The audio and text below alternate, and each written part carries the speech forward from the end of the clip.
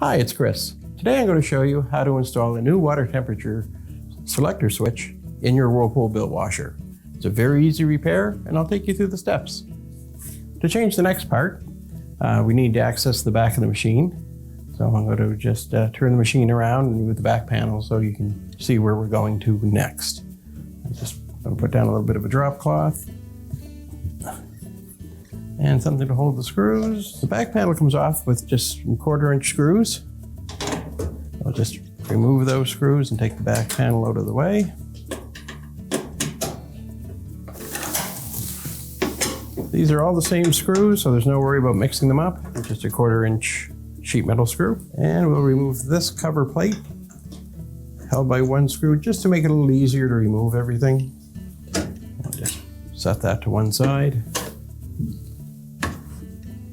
All the screws are out of our back panel now. We'll just remove it from the machine and set it on our drop cloth.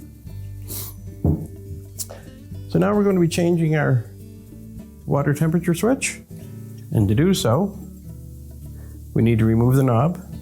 Just apply a little bit of pressure, pulling outwards, and the knob slips right off. With that removed, we go back to the back side of the machine. This is our switch here that we're changing. So now we want to remove our wiring harness that goes to the switch. And you can see this black harness runs from this switch over to this switch as well. It's only this one that we're concerned with today. So we're just going to move our fingers in behind the harness and give it a wiggle, and it pops right out of the switch. Now to remove the switch, it's very easy. You can see there's a locking tab here just above my finger. Just go to give that a little pull and rotate that switch clockwise, and you can see just how easy it pops out of place. We'll discard that switch.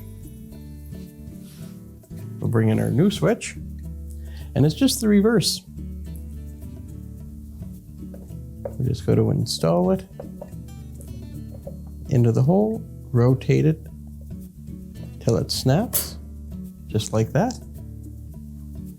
Reinstall our electrical harness just by pushing it into place.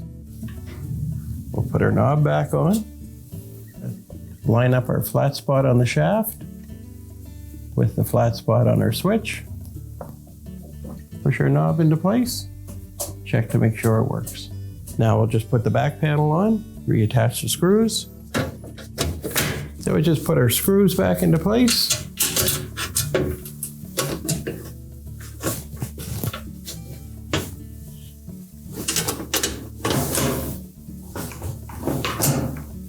Now you're all set to reconnect your machine, the power and the water, and your repair will be complete.